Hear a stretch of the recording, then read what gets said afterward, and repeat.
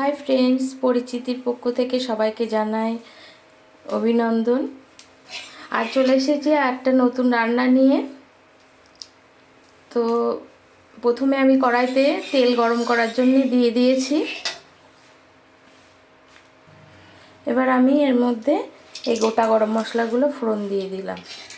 Actually আমি আজ শুধু ফুলকপি রেজালা বানাচ্ছি না, ওর সঙ্গে পনির অ্যাড করে নিজের মতো করে একটা রান্না করছি। দেখো তোমাদের কেমন লাগে, অবশ্যই আমাকে কমেন্ট করে জানিও। ফোড়নটা দেওয়া হয়ে গেলে এবার আমি আগে থেকে এর মধ্যে আদা, কাঁচা লঙ্কা, টমেটো পেস্ট করা সেটা তেলের মধ্যে দিয়ে দিচ্ছি। এবার আমি এটাকে কিছুক্ষণ কষিয়ে নেব। এর মধ্যে একটু হলুদ অ্যাড করে দেব। যদিও এটার রেজালায় হলুদ যায় না, তবুও আমি আমার মতো করে যেভাবে আমি বাড়িতে বানাই সেভাবেই বানাচ্ছি। এরপর আমি এটার মধ্যে লবণ অ্যাড করে দেব। লবণটা আমি হাতে দিতেই পছন্দ করি, আমি হাতে করে এটা দিয়ে দিচ্ছি। হাতে করে দেওয়া সবার হয়তো নাও ভালো লাগতে পারে, কিন্তু আমি লবণটা হাতে দিতেই পছন্দ করি। এরপর আমি এর মধ্যে এই যে কাশ্মীরি লঙ্কার গুঁড়ো এটা আমি অ্যাড করে দেব।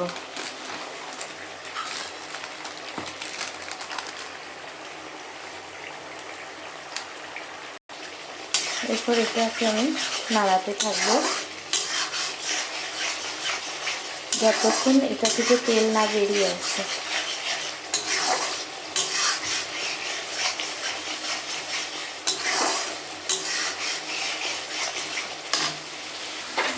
এরপর আমি এই জিরে গুঁড়োটা এটার মধ্যে অ্যাড করে দিলাম।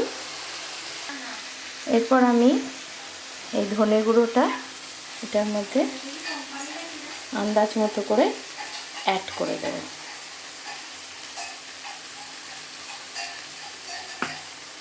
এটা বাড়িতে বানানো, সবাই হয়তো ভাবতে পারে যে তেলটা বা মশলাটা অনেকটা বেশি হয়েছে। যেহেতু এসব রান্না রেগুলার বাড়িতে করা হয় না, সেই জন্য একটু তেল বেশি তো হতেই পারে। তো এটাকে আমি আরও একটু ভালো করে কষিয়ে নেব।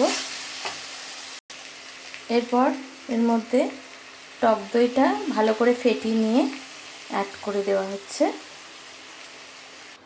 এরপর টক দইটা দেওয়ার পরে আমি এটাকে কন্টিনিউয়াসলি নাড়াতে থাকবো, নাহলে তেলের মধ্যে দইটা দেওয়ার ফলে ছানা ছানা কেটে যেতে পারে। এটা আমি ভালো করে নাড়াতে থাকছি।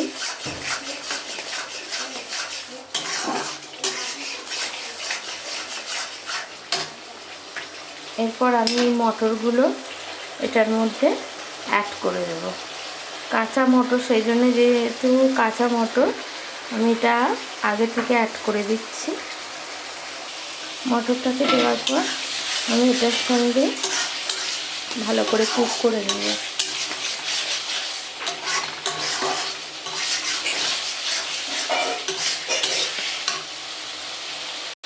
এটা দিয়ে যখন তেল ছেড়ে যাবে তখন এটার মধ্যে আমি তেল ছেড়ে যাওয়ার পর এই যে ফুলকপি আগে থেকে ফ্রাই করে রেখেছিলাম এটা আমি এটার মধ্যে অ্যাড করে দেব।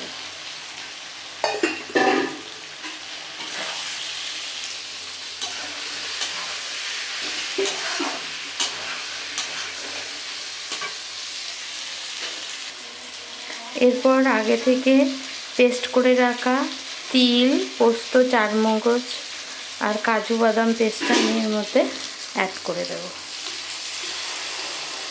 দিয়ে কষিয়ে নেব। তো ওই পেস্টটা দেওয়ার পর আমি এটাকে ভালো করে কষিয়ে নিচ্ছি। কষিয়ে নেওয়ার পর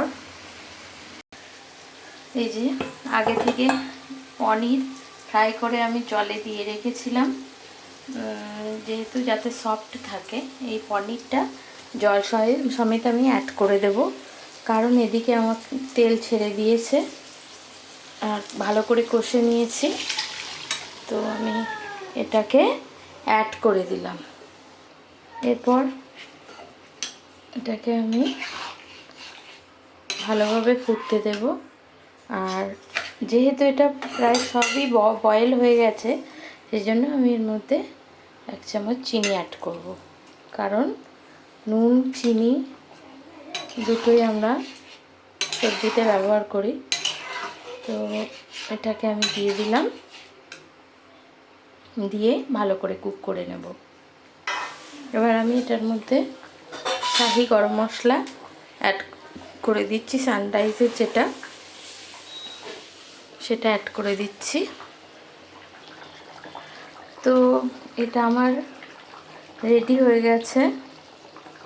এবার আমি এটাকে নামিয়ে দেব। একটু পাতলা পাতলা রেখেছি আমি।